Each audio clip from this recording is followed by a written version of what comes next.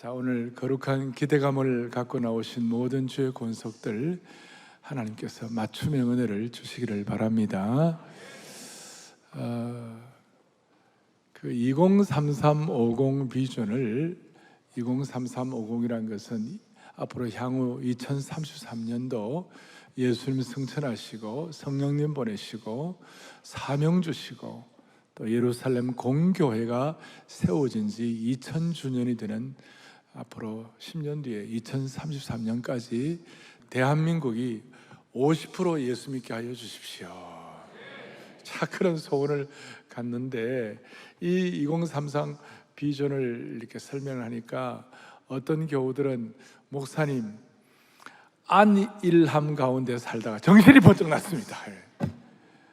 또 어떤 사업하시는 분들은 야, 목사님 이게 저에게는 큰 영의 눈이 열리고 또 큰 힘이 됩니다. 그렇게 하는 분들이 계셨어요.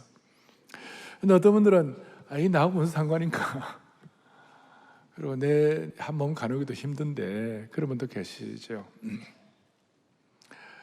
근데 제가 말씀드렸죠. 비전과 사명은 내 실력과 능력으로 내가 쟁취하는 것이 아니에요. 하나님이 주시는 것이에요. 하나님께서 잉태하게 하시는 것이에요. 하나님의 꿈을 우리가 내 것으로 받는 것이에요. 그래서 여러분 아시는 대로 한나는 개인적으로 너무 괴로워가지고 하나님께 기도했더니 하나님이 사무엘을 잉태하게 하셨어요. 그리고 하나님이 사무엘을 출산하게 하셨어요. 물론 그 해산의 고통, 그 과정, 출산의 과정은 고통스러운 거 있었어요. 그런데 한나의 입장에서는 자기가 사무엘 얻는 이 모든 과정을 통해 무슨 세상이 변화되고 민족이 새롭게 되고 또 새로운 어떤 영적 시대가 열리고 그렇게 생각 못했을 거예요. 그런데 한나를 통한 사무엘이 그 이스라엘 민족의 3대 큰 분기점이 되는 다윗 왕국을 열게 된 것이었습니다. 우리는 오늘 이런 내용들이 우리 앞에 비전들이 주어졌을 때에 여러분들과 제가 그것을 어떻게 받느냐에 따라서 여러분도 살고 이 민족도 살게 되는 것입니다. 그것이 믿음인 것입니다. 그래서 오늘 이 말씀 하나하나 정말 세미한 음성을 여러분들에게 들려주시기를 원하는 것입니다. 여러분, 이스라엘 민족들은 그들이 최고의 그들의 심장이자 자랑이자 그의 역사, 그 이스라엘 민족의 최고의 보물이요 가장 소중한 것이 뭐였어요? 예루살렘 성전이었어요. 그 예루살렘 성전을 그 솔로몬의 지혜와 다윗의 헌신으로 말미암아 아름답게 짓고 그랬는데 4세기에 걸쳐서 이스라엘 백성들이 어떻게 했죠? 4세기를 이스라엘 백성들이 우상 숭배하고 하나님 불순종하고 그렇게 하다가 무슨 일이 벌어졌는가? 그 찬란한 솔로몬의 아름다운 성전이, 예루살렘 성전이 이스라엘의 심장이요 이스라엘의 지혜와 능력과 부가 총 결집된 그 놀라운 하나의 참 결과물이 완전히 바빌론의 공격으로부터 다 폐허가 되고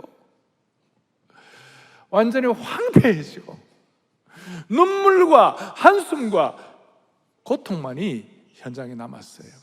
그래가지고 이제 바빌론 포로 생활을 하다가 50년 뒤부터 이렇게 해가지고 70년이 될 때까지 이렇게 돌아오면서 이제 돌아와서 이 사람들이 와가지고 제1차 귀환을 할 때에 거의 5만여 명이 이렇게 돌아오게 됐어요. 돌아와 보니까 반세기를 지나 돌아오니까 파괴된 성전이 완전히 사라진 처참한 광경을 보고 충격을 받았어요. 언약궤도 사라지고 속죄제와 희생의 제단도 다 무너져 버렸고 성전의 기초도 다 무너졌어요. 완전한 파괴와 폐허만 남게 되었어요. 옛날의 영화는 추억이 되었고 실망 중에 실망을 할 수밖에 없는 상황이 된 것이. 자, 구약은 예루살렘 성전이 하나의 물리적으로 구약은 하나님의 성전은 임재의 상징이었어요. 그런데 구약의 그 하나님의 임재가 무슨 일이 벌어졌는가? 불순종을 통해 다 폐허가 되고 그래 됐죠. 근데 신약은 성전이 여러분과 제가 성령의 전인 줄로 믿습니다. 이거예요. 우리 나름대로 신앙생활을 좀 열심히 해보려고 하더라도 우리의 마음과 우리의 영과 혼과 우리의 육신 자체가 피폐해가지고 젊어도 마음이 다 오염되어 있고 마음이 낙심되고 이거 비슷한 사람들 많이 있을 거예요. 이런 가운데 이스라엘 백성들이 돌아와가지고 제일 먼저 뭘 했느냐? 성전을 다시 짓자. 그래서 주춧돌을 쌓았어요. 아직 성전 지어진 것도 아니에요. 주춧돌을 쌓고 있는데 오늘 본문은 거기에 대해서 비장한 결심을 하는데 1절부터 6절까지 보니까 제단을 다시 쌓고 제사를 드리기로 하고 제사 제도가 회복되는 것입니다. 그리고 7절부터 9절까지는 성전의 기초를 다시 세우기로 하고 성전의 실질적인 기초를 쌓았어요. 그리고 10절부터 11절은 가장 중요한 공적 예배를 다시 시작하게 된 것입니다.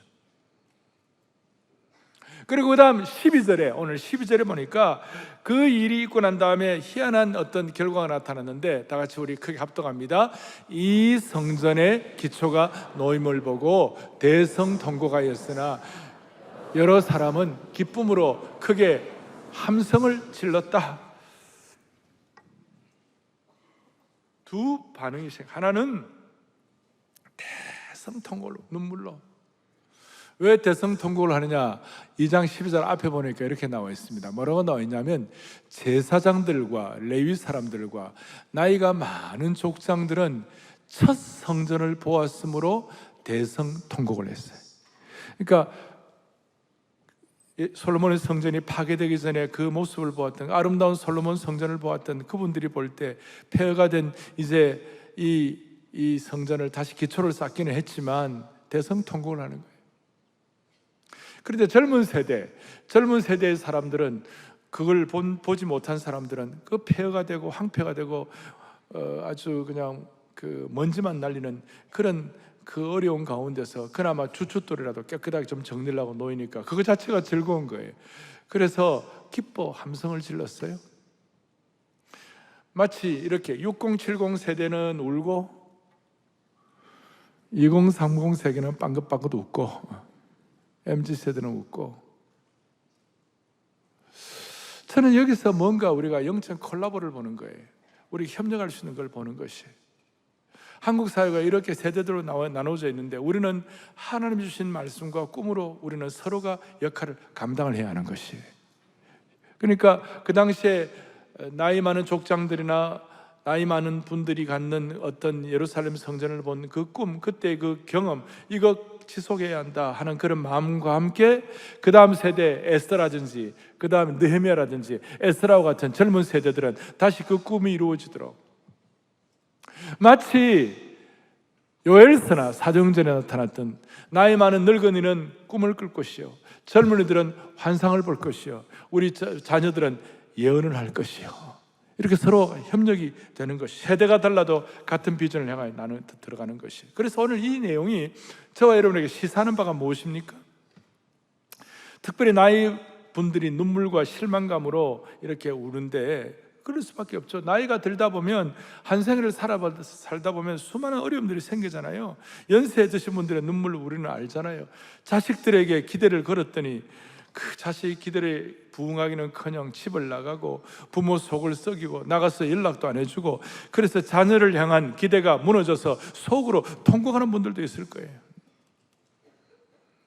자녀들에 대한 계획이 다 무너지는 거예요. 비즈니스에 대한 것도 그러고, 또 어떤 분들은 몸이 아프고, 오늘 마칠 때 우리가 마지막 능하시니가 내게 큰일 행하시니 그 이름 거룩해.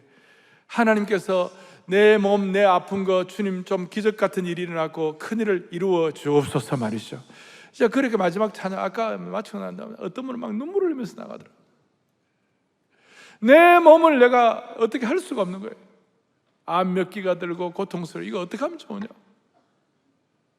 그런데 내 자식이나 내 환경이나 내 몸에 대한 안타까움도 있지만 사실은 내 자신에 대한 실망이 더 커요. 내 자신에 대한 실망. 무슨 말이냐면 내가 뭘 좀 제대로 해보고 싶은데도 내 연약함과 부족함 때문에 계속 약점만 노출되고 실수만 반복하고 뭘 해도 작심삼일로 끝날 때 자신에 대해 실망이 되는 것이죠. 작심삼일 얼마나 많아요? 누가 그러대요? 작심삼일을 이겨내려면 3일 만에 한 번씩 계획을 세우면 된다. 오죽하면 그런 말이 나오겠어요? 이럴 때 우리가 어떻게 주님의 음성을 들어야 되나요? 뭘 해도 해결이 쉽지 않을 때 어떻게 주님의 음성 듣습니까? 저는 1982년도에 미국 유학을 갔습니다. 저희 부친이 가난했기 때문에 제가 무슨 돈을 많이 갖고 그때 한 1,000불 정도 가져갔을 거예요.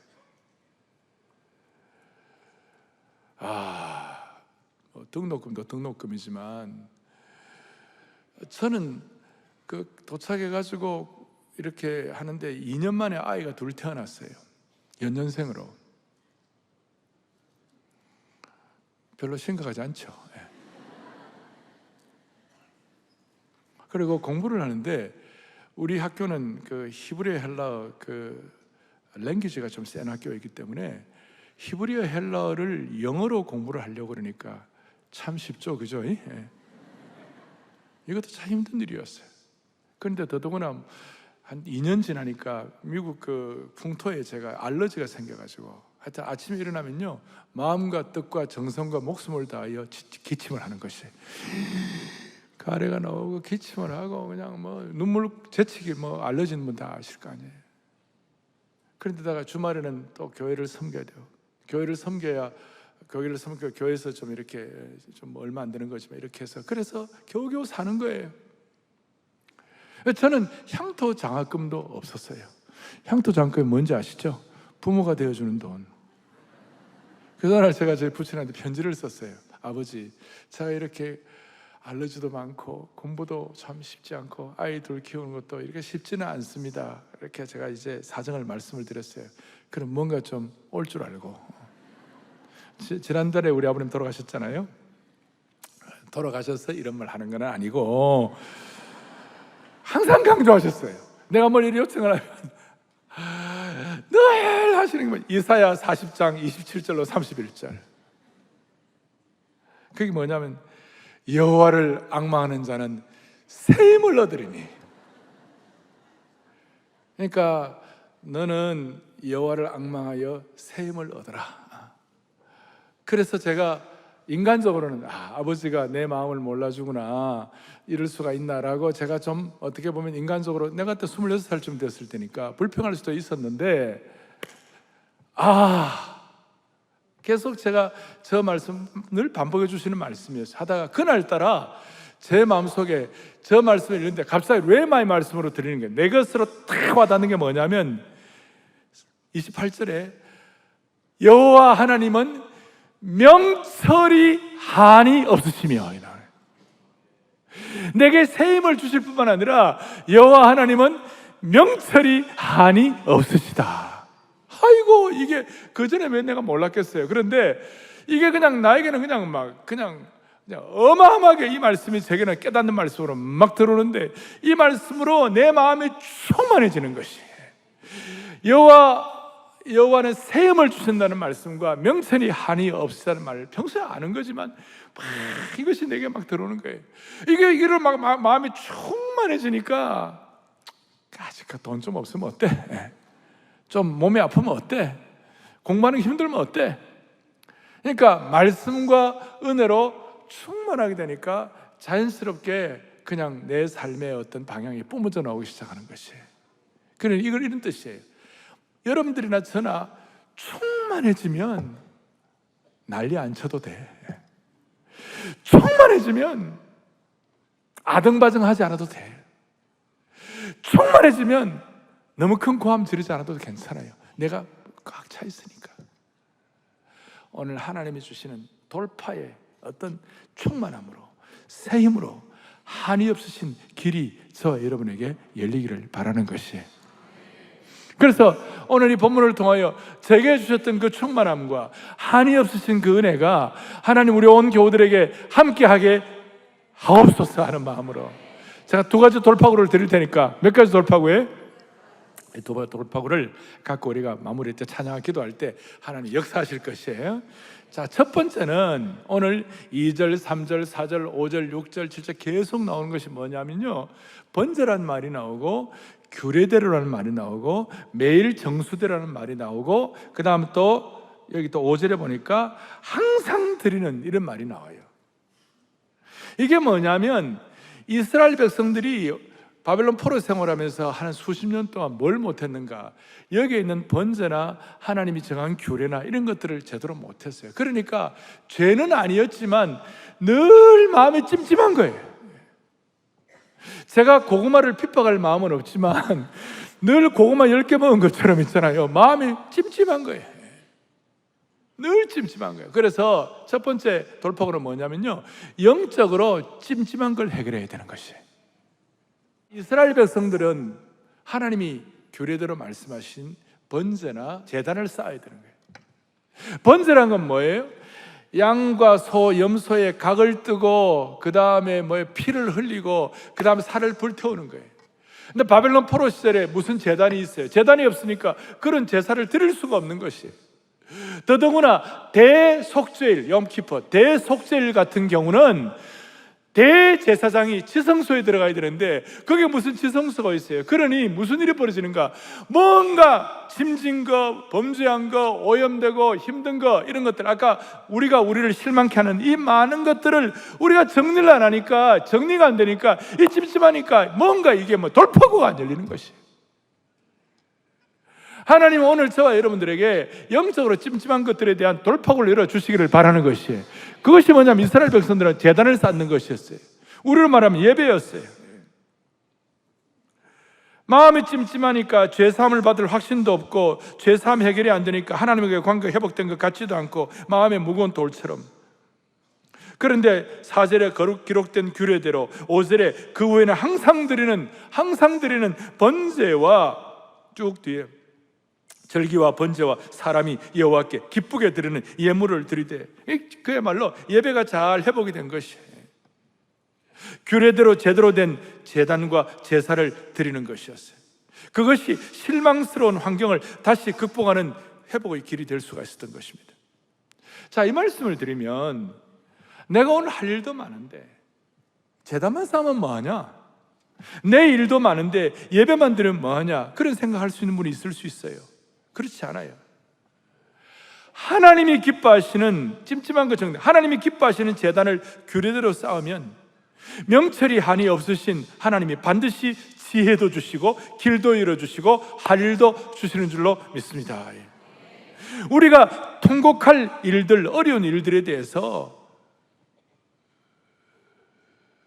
구체적인 방법과 그걸 해결할 수 있도록 지혜를 부어주신다는 것이에요. 이렇게 말할 수 있습니다. 예배만 제대로 드려도 수많은 문제들이 해결될 것입니다.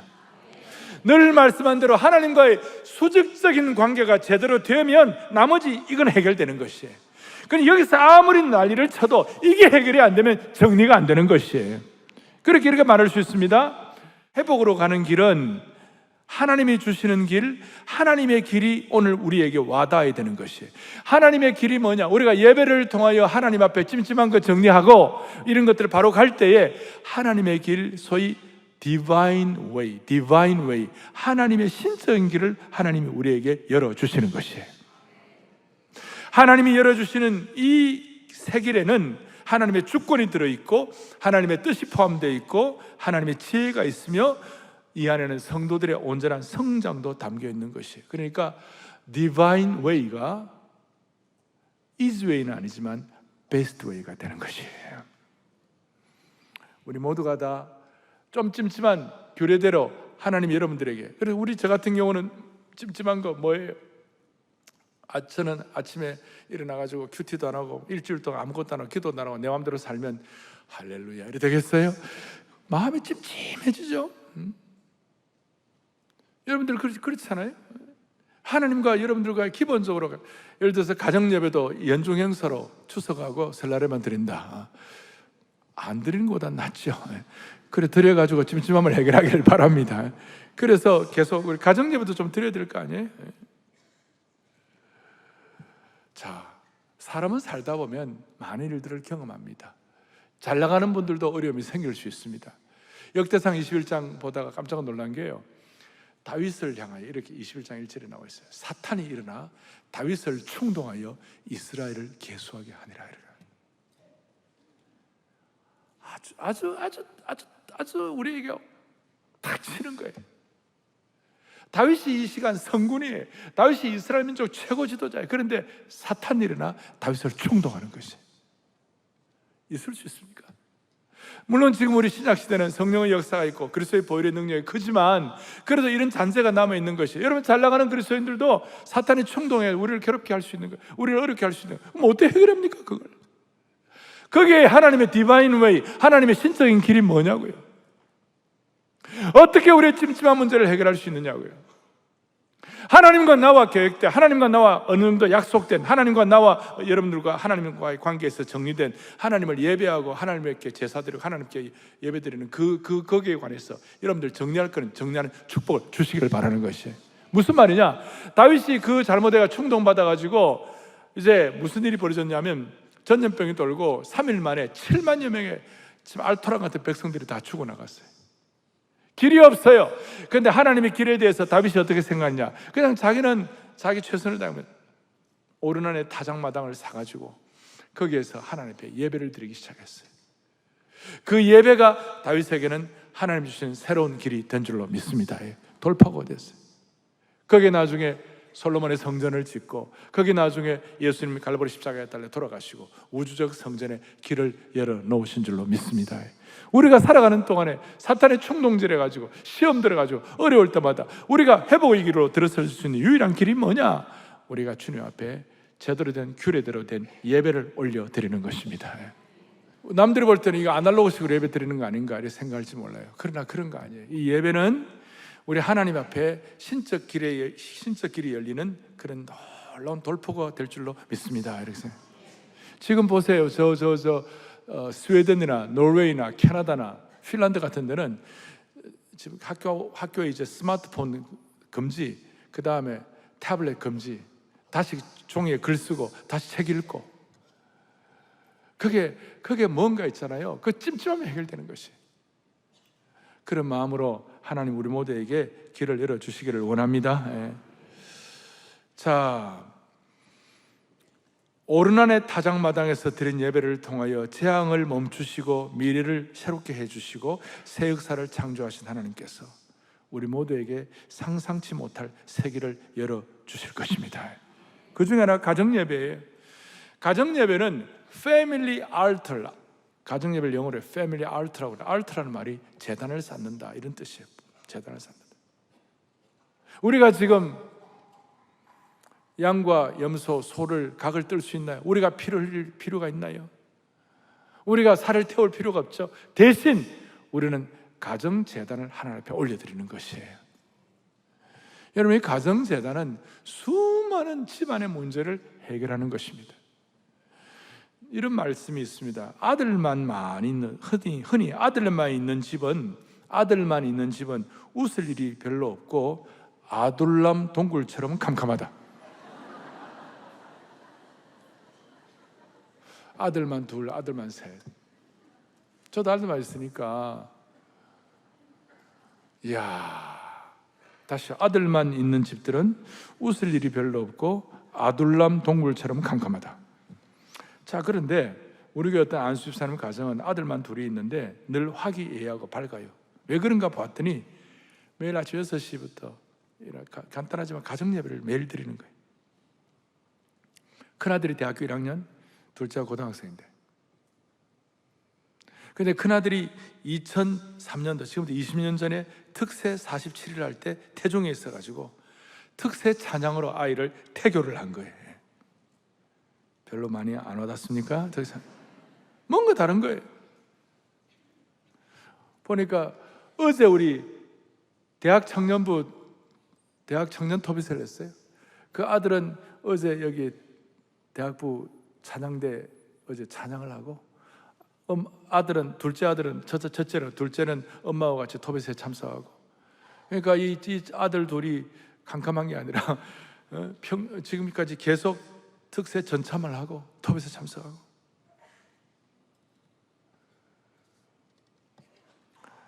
어떻게 인도하실지 기대가 되는 것입니다. 제가 이런 말씀 드릴 때, 목사님 그래도 예배 드릴 환경이 저는 쉽지 않습니다, 그런 분들이 계시면 제가 꼭 드리고 싶은 말씀이 있습니다.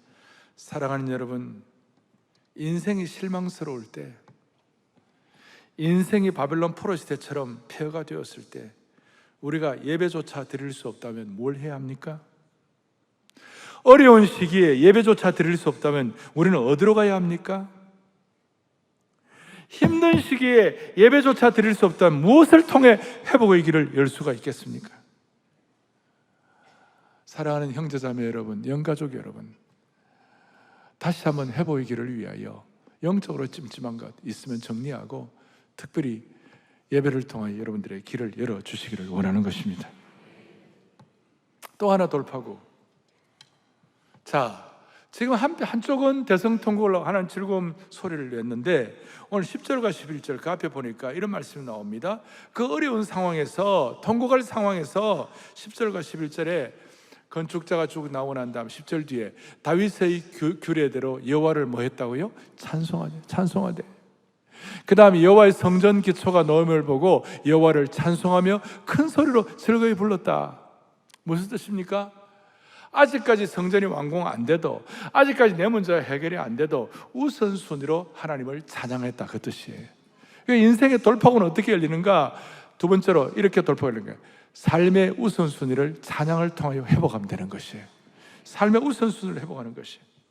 다시요, 10절, 11절 뒤에 여호와의 성전 기초가 놓임을 보고 여호와를 찬송하며 큰 소리로 즐거이 불렀다. 성전이 완성 안 되었습니다. 겨우 주춧돌 정도 놓았습니다. 기초 정도 놓았습니다. 앞으로 해야 할 일이 산더미처럼 쌓였습니다. 성전이 완공되려면 몇 년을 더 기다려야 할지 모르는 것이었습니다. 아무것도 손에 잡힌 것이 없음에도 불구하고 우선순위대로 하나님의 영광을 찬양을 드렸다. 하나님 우선순위대로 먼저 하나님을 찬양했다는 것입니다. 여호와를 찬송했다. 전투도 끝나지 않았습니다. 눈에 보이는 것, 손에 잡힌 것도 없었습니다. 그럼에도 하나님을 찬양함으로 하나님 앞에 삶의 우선순위를 결정해버린 것이에요. 삶의 우선순위를 찬양으로 붙잡아버린 것이었어요. 회복이 되지도 않았는데 먼저 우선순위로 찬양을 한 것입니다. 사랑하는 형제자매 여러분, 회복되지 않아도 우선순위로 전심으로 하나님을 찬양하면 회복의 길을 열어주시는 것입니다. 여러분, 삶의 전투를 시작하기 전에, 전쟁 시작하기 전에 먼저 주님을 찬양하십시다. 만약 부부싸움을 앞에 놓고 서로 찬양으로 시작하면요, 그 부부싸움이 어떻게 되겠어요? 유대인들이 했던 것처럼 우선순위로 주님을 찬양하는 은혜가 있기를 바라는 것입니다. 갈등 중이라도 우선순위로 주님을 찬양하십시다. 눈물을 흘릴 만한 그런 참 안타까운 상황 가운데서라도 눈물로 주님을 먼저 찬양하십시다. 우리의 삶이 제자리를 찾고 회복의 길이 열릴 겁니다. 마리아를 보십시오. 수태고지를 처녀가 아들을 낳으리라 그러는데 기가 막 처녀가 아들을 낳으면 어떻게 되는 거예요? 모든 집단으로부터 완전히 따돌려 왕따 당하는 것이죠. 끝나는 거예요. 그런 어려운 가운데서도 마리아가 어떻게 했습니까? 내 영혼 주 찬양하며 하나님 내 구주를 기뻐하면 능하신 이가 내게 큰일에 가시니 그 이름 거룩하다. 오늘 여러분 진짜 어려울 때 먼저 우선순위로 주님을 찬양하면 능하신 이가 큰일을 행할 것입니다. 이것이 여러분들의 마음에 하나님이 명철을 한없이 부어주시는 것이에요. 여러분, 우선순위가 뭡니까? 뭘 우선순위로 삼아야 합니까? 적어도 우선순위라면 그 일을 통해 앞으로 10년은 계속 가야 하는 것이 우선순위가 되어야 하는 것이에요. 앞으로 자녀는 10년만 할 게 아니에요. 100년 갈 거예요. 그러나 여러분들 지금 중요하다고 생각하는 거 앞으로 1년만 지나도 하나도 중요하지 않고 5년만 지나면 아무것도 아닌 일이 너무너무 많아요. 그러나 저와 여러분이 우선순위로 주님을 찬양하는 것은 100년 갈 것이에요. 아니 500년 갈 것이에요. 저 천국 가면 그 찬양것이 그대로 연결되는 것이에요. 이런 말씀이 중요하지만 말씀은 하나님 우리에게 주시는 것이고 그 말씀이 능력이 되려면 찬양으로 말씀이 기름 부음이 있어야만 되는 것이에요. 사람을 기쁘게 하려면 찬양하지 않아도 됩니다. 찬양은 노래를 부르는 것이 아닙니다. 찬양은 내 인생의 우선순위를 하나님께 드리는 표현이 되는 것입니다. 말씀은 여러분에게 필요해서 하나님이 주시는 경우가 많이 있습니다. 그러나 찬양은 우리가 하나님께 올려드리는 것입니다. 찬양은 하나님만 높여드리는 것이고 하나님께 영광을 돌려드리는 것이고 창조의 목적을 따르는 것입니다. 우리가 하나님께 영광을 드리는 것이 우리의 삶의 목표이기 때문에 진심으로 우리가 준비된 기름 부음 받은 우리의 마음속에 치유와 능력을 체험한 영광스러운 찬양을 우선순위로 주님께 진액을 쏟아서 올려드릴 때에 그때 길을 하나님이 열어주시는 것이에요. 찬양하다가 역사가 일어난 거 우리 많이 아시죠? 사도행전 16장에 빌립보 교회에 태동할 때 바울이 거기에 가 빌립보 지역에 가서 얻어맞고 바울이 맞았던 그 채찍질 제가 보니까 쇠알들을 가 넣어가 발음이 이상해. 쇠알을 가 넣어가지고 살이 때리면 살점이 쩍쩍 떨어져 나오는 그런 고통 가운데 바울이 얻어맞고 밤에 지하 감옥에서 하나님을 원망해도 그는 뭐 할만한데 바울과 실라가 하나님을 찬양했어요. 우리가 그거 다 알고 좋은 일이 다 알지만 그 다음을 잘 모르는데요, 바울과 실라가 하나님을 찬양하니까 기도하고 하나님을 찬송하고 그 다음에 모든 사람의 매인 것이 다 벗어 던져진지라. 여러분, 우리가 우선순위로 하나님을 찬양하면 매인 것이 풀어지는 것이에요. 본인의 매인 것이 풀어질 뿐만 아니라 모든 사람의 매인 것이 풀어지는 것이에요. 주위에 있는 수많은 사람들의 매인 것이 풀어지는 것이에요. 그 감옥에 있는 다른 사람 매인 것도 풀어지고 동시에 그 감옥에 넣었던 간수조차도 주 예수를 믿으라 그리하면 너와 내 집이 구원을 얻으리라 그래가지고 그 간수조차도 매인 것이 풀어진 줄로 확신합니다. 제가 이 말씀을 읽다가 이번 10월 16일부터 있을 특별 새벽부흥의 주제를 제가 잡았어요. 이번 10월 16일부터 있을 특별 새벽부흥의 45주년을 기념하여 그동안 내 인생에 쌓아놓은 모든 매인 것들이 풀어지니라. 모든 엉클어지고 헝클어지고 남마같이 이렇게 꼬아진 것들이 다 실타래가 풀어지리라. 할렐루야. 풀어질 뿐만 아니라 여러분 우선순위로 주님을 찬양한 풀어질 뿐만 아니라 매인 것이 그래서 우리가 이 자리가 나 혼자만 매인 것이 풀어지는 거야. 특세 참석하면요, 그 참석한 10,000명 뿐만 아니라 그 주에 20,000명, 30,000명, 50,000명, 10만 명의 수많은 사람들이 매인 것도 풀어지도록 여러분과 저를 은혜의 저수지로 만들어 주시는 것이에요. 그리고 매인 것이 풀어질 뿐만 아니라 요엘서 2장에 보니까 찬양할 때 너희 하나님 여호와의 이름을 찬송할 것이라. 그 다음에 내 백성이 영원히 수치를 당하지 아니하리로다. 우리 입에 달고 다니는 기도 제목이 뭐예요? 제가 우리 성도들을 위하여 주님, 사랑의 교회 성도들은 하나님 아버지 수치와 부끄러움을 당하지 말게 하여 주십시오. 너무나 간절해요. 시대 앞에 한국교회가 수치와 부끄러움을 당하지 말게 하여 주십시오. 어떻게 우선순위로 주님을 찬양할 때 하나님이 역사해 주시는 것이 할렐루야. 너무 중요한 것이. 제가 오늘 마무리로 다윗이 아둘람 굴 얘기를 하다가, 여러분 아둘람 굴에는 누가 모였습니까?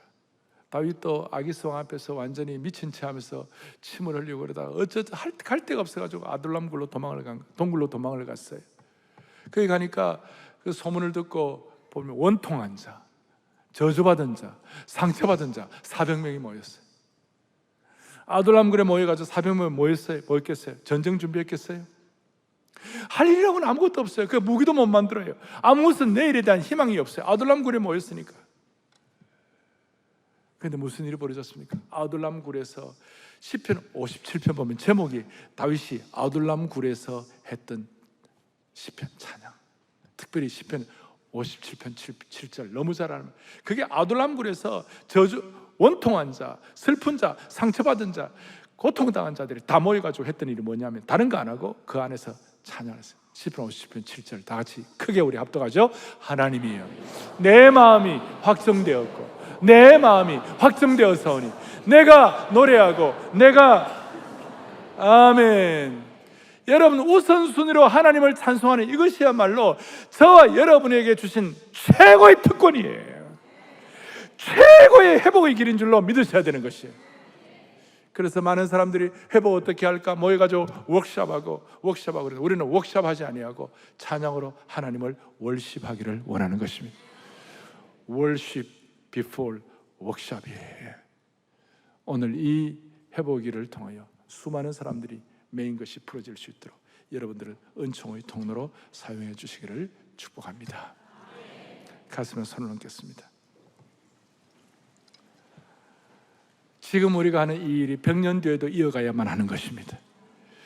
앞으로 1, 2년 뒤에 다 없어질 그런 걸 가지고 고통 고민하지 말고 100년 갈 거 500년 갈 거 우선순위로 우리가 이 회복의 길에 하나님의 신적 길을 여러분들과 제가 다 체험할 수 있도록, 그리고 이런 찬양을 하고 이런 애를 쓰는 어머님의 찬송 소리를 애들이 듣고 자라면요 끝까지 우리 애들은 실망하지 않아요. 결국 일어서게 되는 것입니다.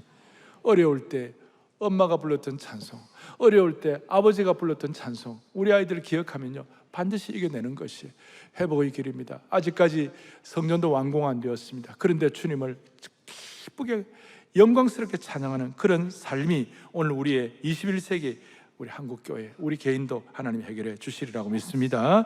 자비로우신 하나님 아버지, 우리가 이렇게 예배자의 길을 걸으면 반드시 회복의 길, 부흥의 길이 열릴 줄을 확신합니다. 주님, 예배자의 길, 거룩한 길, 디바인 웨이가 우리 앞에 펼쳐질 수 있도록 주님 은혜의 위에를 덧입혀 주시옵시고, 우리 성도들 가운데 눈물 골짜기를 지나는 분들은, 아니 갈등 중에 있는 분들은 최우선순위로 먼저 찜찜한 거 예배 정리하게 하여 주시옵시고, 우선순위로 하나님을 찬양함으로 말미암아 앞으로 100년 500년 갈 그 영원한 길에 대한 하나님의 사람으로 무장되게 하여 주시옵소서. 수많은 실망의 파도가 있어도 그 실망의 파도를 헤쳐나가는 영적인 이 회복의 길에 들어선 항해사가 되게 하여 주시길 원하옵고, 2033-50의 사명의 그 비전의 항구에 저희들이 도착하는 그날까지 우리 잘 감당하는 하나님의 신실한 종들 삼아 주시옵소서. 예수 그리스도 이름 받들어 간절히 기도 올리옵나이다. 아멘.